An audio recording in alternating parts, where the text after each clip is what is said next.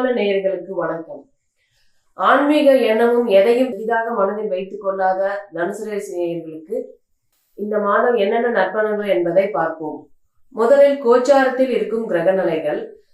ராசிக்கு 2 சூரியன் புதன், 3 சந்திரன் சனி, 4 சுக்கிரன் ராகு, 6 குரு, 8 செவ்வாய், 10 கேது.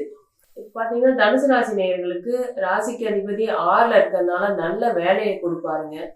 அதே மாதிரி சுக்கிரனும் குருவும் 4ஆம் வீட்லயும் 6ஆம் வீட்லயும் 4, 6 பரிவர்த்தனையாகி காரக வலுவோடு இருக்கிறது ஒரு மேன்மையான விஷயங்க. காரக வலுன்னு சொல்றது வந்து பாத்தீங்கன்னா குருவுக்கு குழந்தையும் பணம், கோல்டு, எல்லோ, மஞ்சள் சம்மந்தப்பட்டது எல்லாமே குருவோட காரகம். இது எல்லாமே உங்களுக்கு கிடைக்குங்க.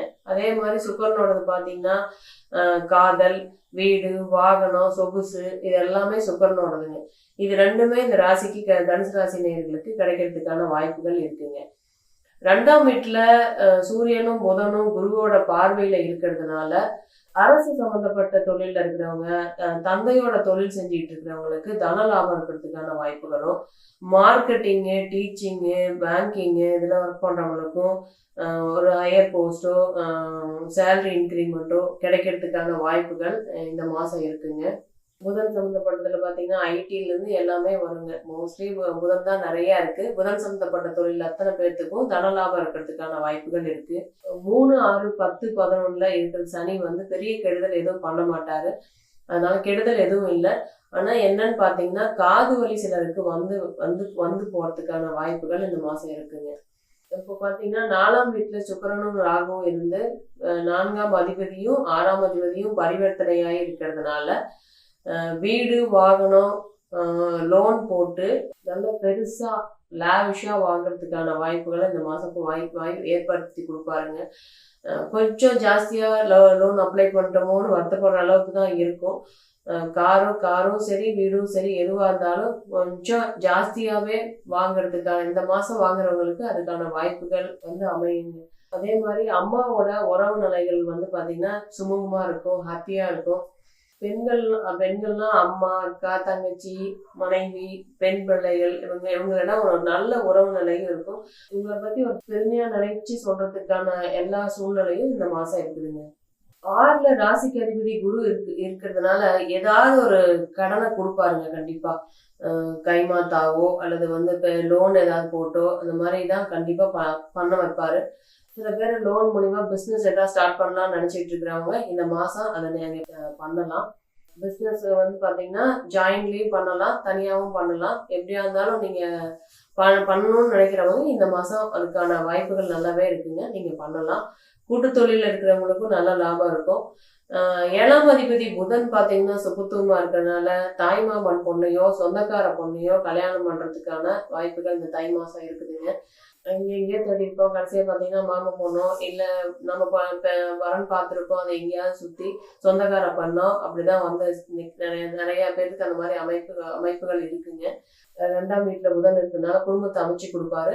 கல்யாணம் இந்த தை மாசம் சில பேருக்கு நடக்கிறதுக்கான வாய்ப்புகள் இருக்குங்க. காதல் கை கூடுங்க.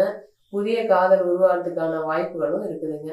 கூட்டு தொழில் பண்றவங்க தாராளமா இந்த மாசம் பண்ணலாம். 8ல நீச்ச செவ்வாய் இருந்தாலும் வெளிநாடு, வெளி மாநிலம் போகலாம்னு நினைச்சிட்டு இருக்கிறவங்க, இடம் மாற்றத்தை எதிர்பார்த்துட்டு இருக்கிறவங்க, வேலையில மாற்றம் எதிர்பார்த்துட்டு இருக்கிறவங்களுக்கு இந்த மாச பிற்பகுதியில அதுக்கான வாய்ப்புகள் இருக்குங்க. அதே மாதிரி 9ஆம் அதிபதி சூரியனும் சுபத்துவமா இருக்கறனால தந்தை சம்பந்தப்பட்ட விஷயங்கள்ல உங்களுக்கு லாபமும், தந்தையோட ஆரோக்கியத்துல முன்னேற்றமும், தந்தை சம்பந்தப்பட்ட பூர்வீக சம்பந்தப்பட்ட எதிரியா இருந்தாலும் இந்த மாசம் உங்களுக்கு சாதகமா இருக்குங்க. அதே மாதிரி கவர்மெண்ட் போஸ்டிங்ல இருக்கிறவங்களுக்கு, டெண்டர் எடுத்து நடத்துறவங்களுக்கு எல்லாத்துக்குமே வந்து பாத்தீங்கன்னா கவர்மெண்ட்லால உங்களுக்கு 2ஆம் வீட்டுல இருக்கனால தன லாபம் கிடைக்கிறதுக்கான வாய்ப்புகள் இருக்குதுங்க.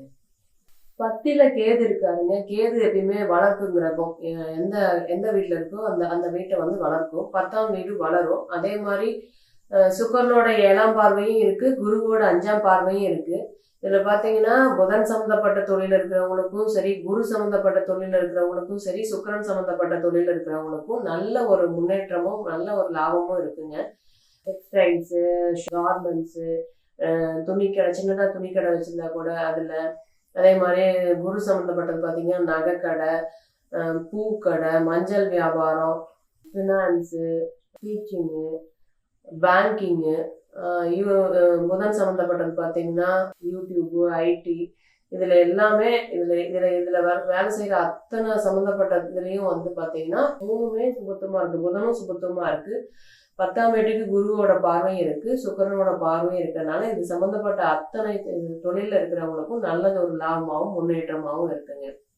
அதே மாதிரி பார்த்தீங்கன்னா 10, 11, 12 சந்திராஷ்டமம் இருக்கிறதுனால தனுசு ராசி நேயர்கள் புதிய டாக்குமெண்ட்ல எதுவும் சைன் பண்ணாமல் இருக்கிறது நல்லது. இந்த பிப்ரவரி மாதம் தனுசு ராசி நேயர்களுக்கு தன லாபம் மட்டும் இல்லாம மறைமுக தன லாபமும் கிடைக்கிறதுக்கான அமைப்புகள் இந்த மாசம் இருக்குதுங்க.